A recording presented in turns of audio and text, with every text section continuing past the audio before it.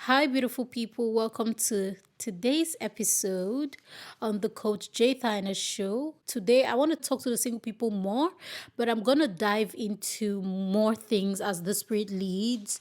In your waiting season, I want you to know a few things that I'll be sharing with you today and on how to wait. The truth is, in life, there are times and there are seasons. And I'm going to share with you this scripture from Ecclesiastes.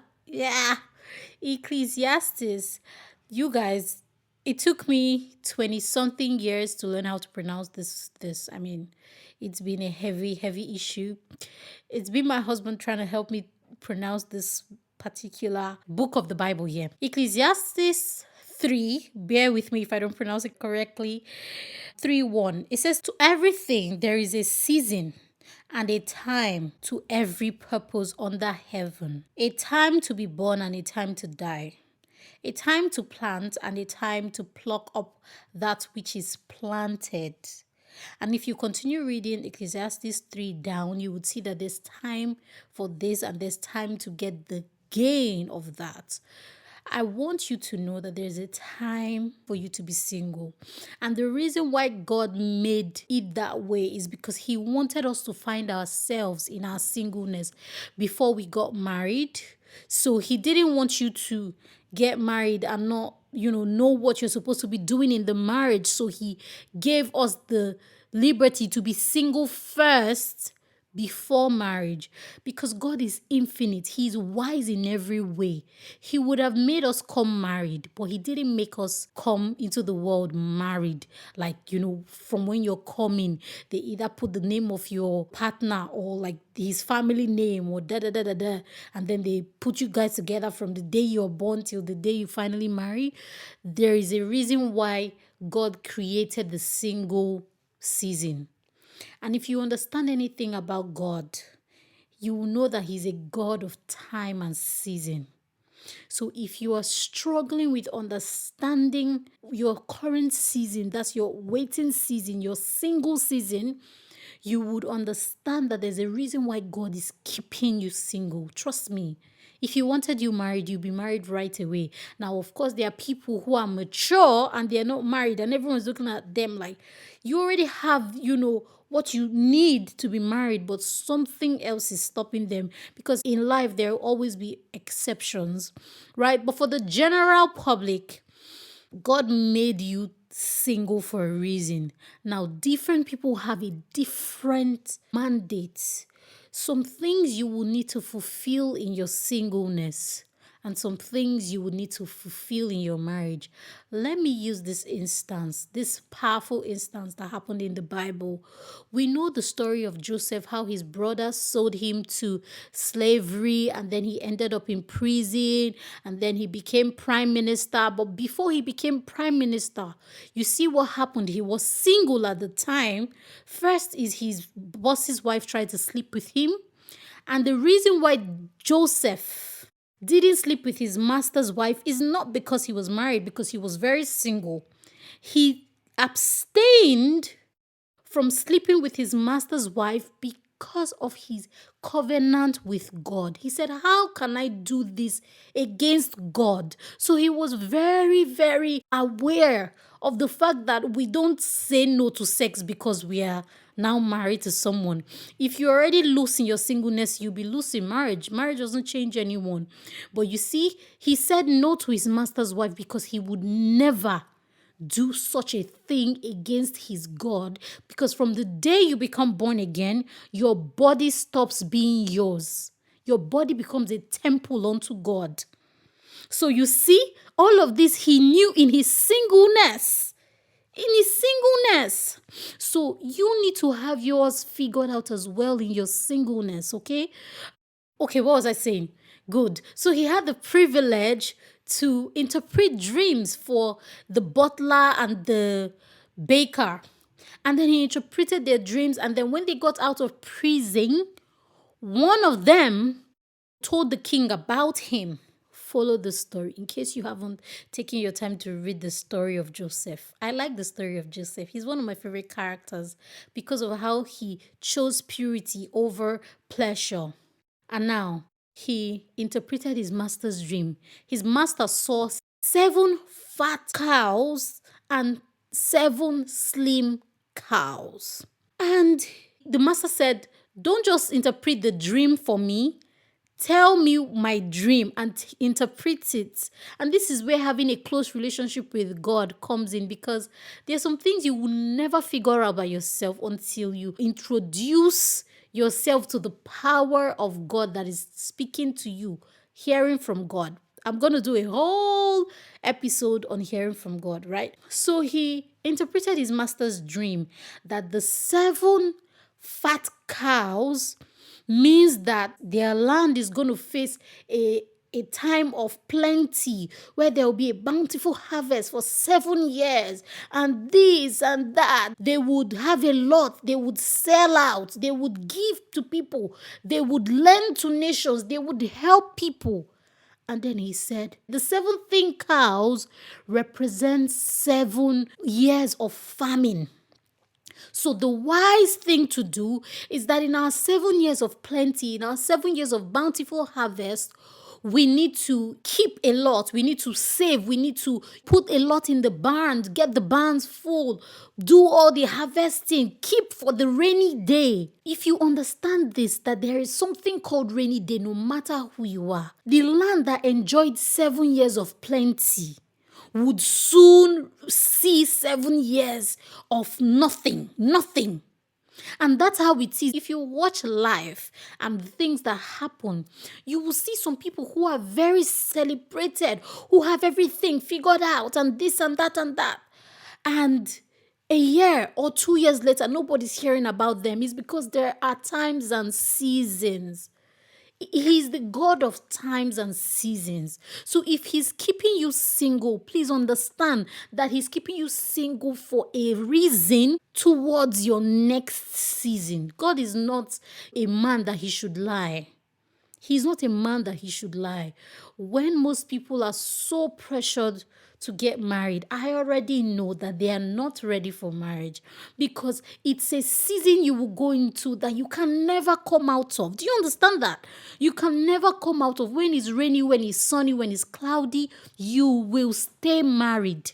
But in your singleness, it's another type of season where you have all the time and resources that you can learn anything, you can do anything. From the moment you get married, your spouse needs to be aware, as well as they need to give their blessing.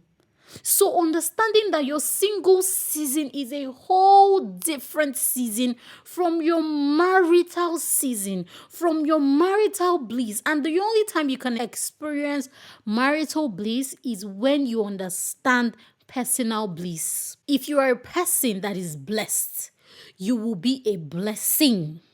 If you are not blessed, you will not be a blessing to your spouse. That's why it says, to everything there is a season and a time to every purpose under heaven. A time to be burned and a time to die. A time to plant and a time to pluck up that which was planted. A time to plant. That's your single season. A time to plant.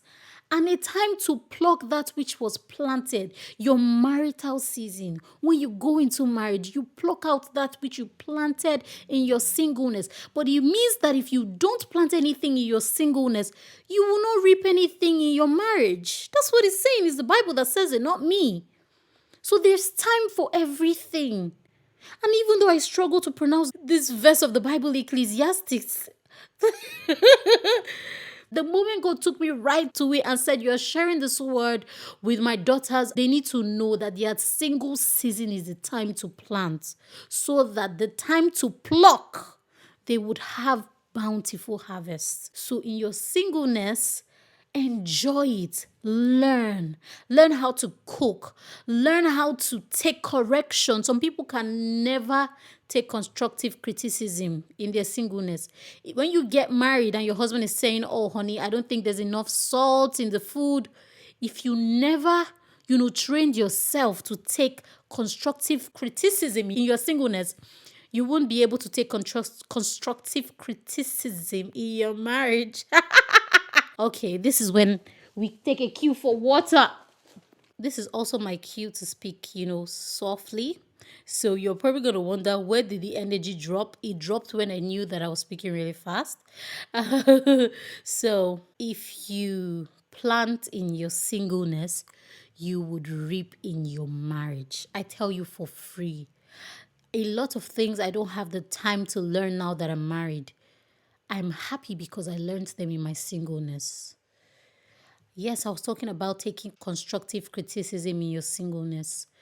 People need to look at you in the face and tell you, oh, I don't think you're doing this right. Do it this way, do it that way. And you need to be wise and mature enough to say, thank you for that. I will work on it. Because you know what we do in marriage? We give ourselves open to our partners to tell us what we need to improve. And maturity is what makes you say, thank you, honey, I would work on it. Interestingly, yesterday, I think I said something, women, right?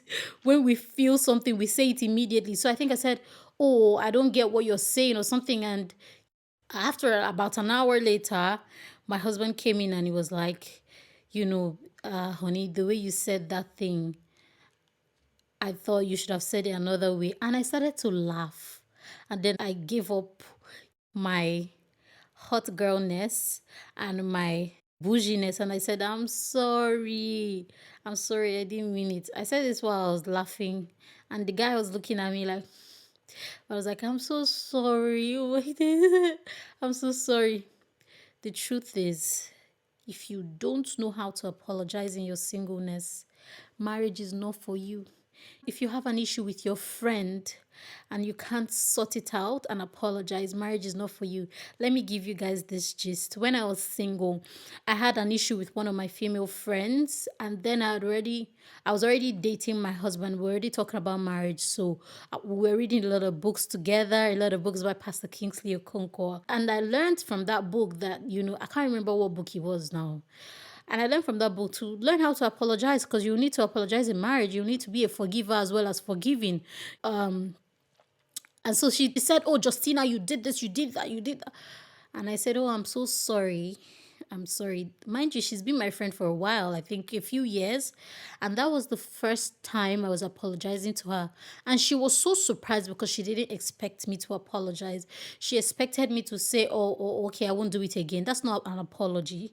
So I said, I'm really, really sorry. I will work on this. I'm so sorry for ignoring your messages. I don't mean to take you for granted. She was amazed that this is not the Justina I've known.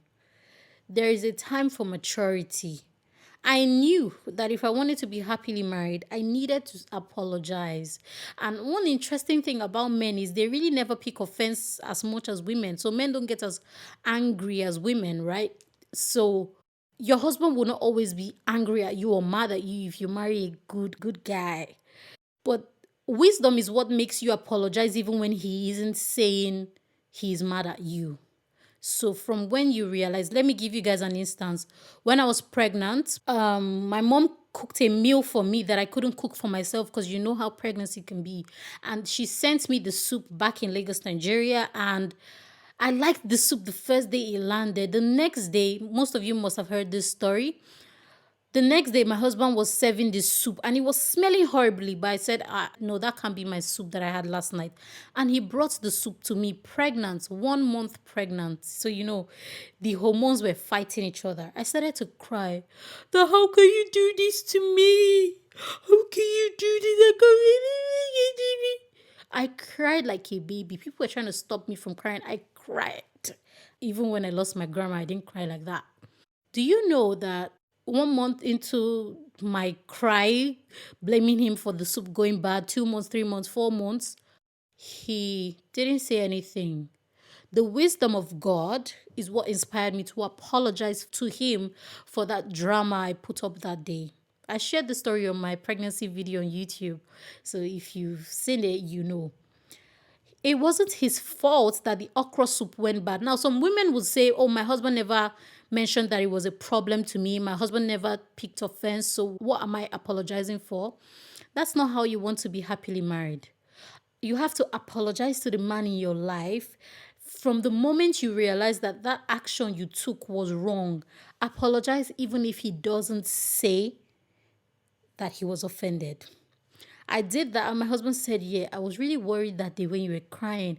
Like, I wish I could make another soup." Like, and then I just, it made me grow closer with him because if we never had that conversation, I would just think, yeah, he understands it's just pregnancy symptoms. No. I always like to tell ladies, no matter what you do, when they say women in the labor room, they feel like biting their husbands, they feel like punching their husbands. Even during our marriage counseling, our counselor shared with us that when the wife was having a baby, that she was biting her husband. She was telling him, "Don't touch me." She was saying all of that. And me, while we're having counseling, I was like, "No, I could never do that. I mean, it's just having a baby, right? No, I could never do that," until it was my turn. If you see me while I was having our baby, you would laugh, film, cry, and say, "This is hilarious." Doctors were all over in the room trying to push the baby out, trying to check the dilation. Actually, I wasn't in labor at this time. They were trying to check the dilation because I had been induced.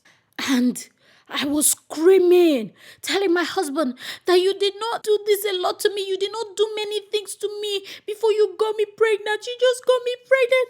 You didn't service me very well. I don't want to say the words because some teenagers could be listening, but I said the words like you didn't fire me very well. That's why all of this is painful. You just got me pregnant. Who says that? I did worse than my counselors even told me I would do. And I remember, coming out of that season of postpartum anxiety.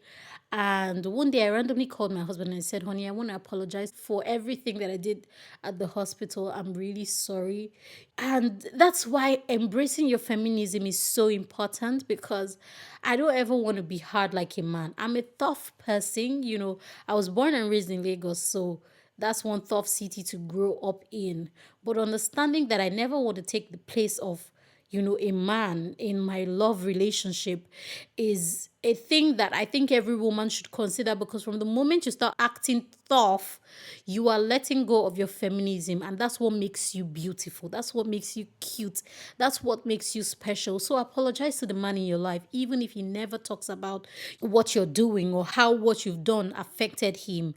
Bring up the conversation when you feel better and apologize. It would make him respect and love you more because it's going to be like, I married a wise girl. I married somebody who knows how to be a wife. All right. So there's a time and there's a season for everything. Everything. So now that you are single, learn how to apologize, learn how to take constructive criticism, learn how to tell your heart and not be insultive. I know how to communicate to anyone and never really point out their flaws to them. I learned this in my singleness. I didn't come into marriage to try to figure out, someone shared with me how they called their partner a sadist.